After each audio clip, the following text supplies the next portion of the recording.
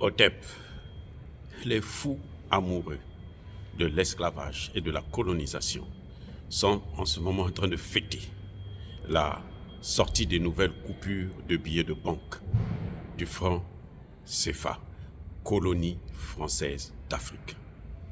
Alors, j'ai dit, c'est-à-dire que, et les chefs d'État qui cautionnent ça, et les chefs de gouvernement, et les ministres, ce sont tous des malades, des sardines. Ils n'ont rien dans la tête.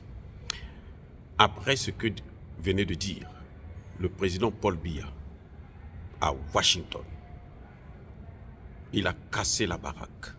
Il a sifflé la fin de la récréation. Il a démontré que c'est ce CFA-là qui nous empêche le développement. Et les gens sont quand même audacieux de fêter la sortie de nouveaux billets de Macron. Mais attendez, il se moque de qui? Non, vous ne vous moquez pas des Africains. Vous ne vous moquez pas de cette jeunesse que vous êtes en train de martyriser.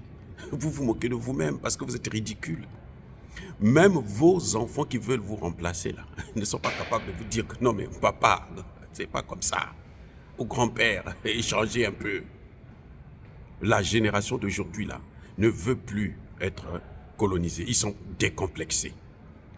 Les contrats que vous avez pour avoir eu le pouvoir là, si vous croyez que vous devrez continuer jusqu'à la fin avec ça, vous vous trompez.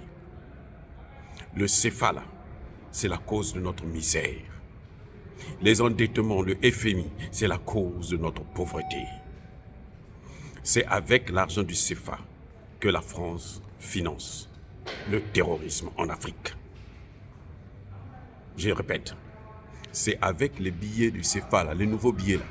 Vous allez voir, dans une semaine, les terroristes auront les mêmes billets. Sinon, ils les ont déjà. Comment pouvez-vous compter sur des choses pareilles, avec de telles imbécilités? Vous pensez que vous allez lutter contre le terrorisme et vous allez vous développer?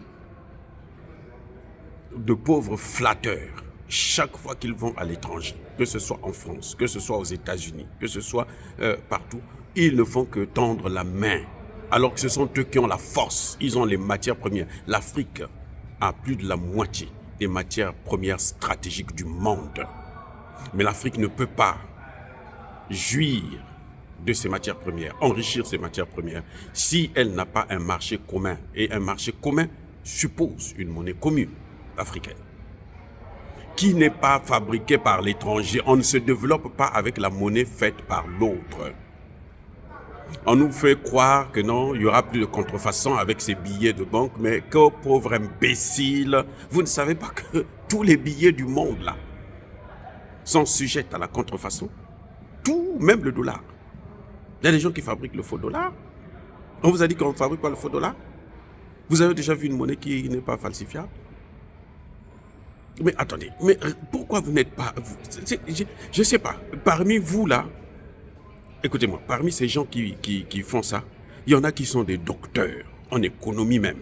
Il y en a qui sont des ministres, des premiers ministres, des présidents, qui subissent les rafles. Ils sont obligés de s'agenouiller devant les Occidentaux chaque fois qu'ils les rencontrent, chaque fois qu'ils vont chez eux, à cause du CFA. Nos devises là, ça reste pas en Afrique, ça va en France. Mais c'est avec ça qu'on se développe.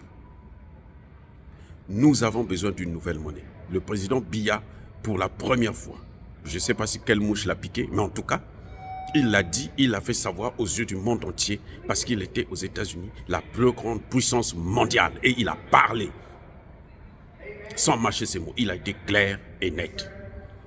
Donc vous qui fêtez les putains de billets de merde, de la misère, de la pauvreté, de l'esclavage et de la colonisation, croyez-moi, vous ne valez rien, vous êtes tous des vauriens. J'ai dit et j'assume.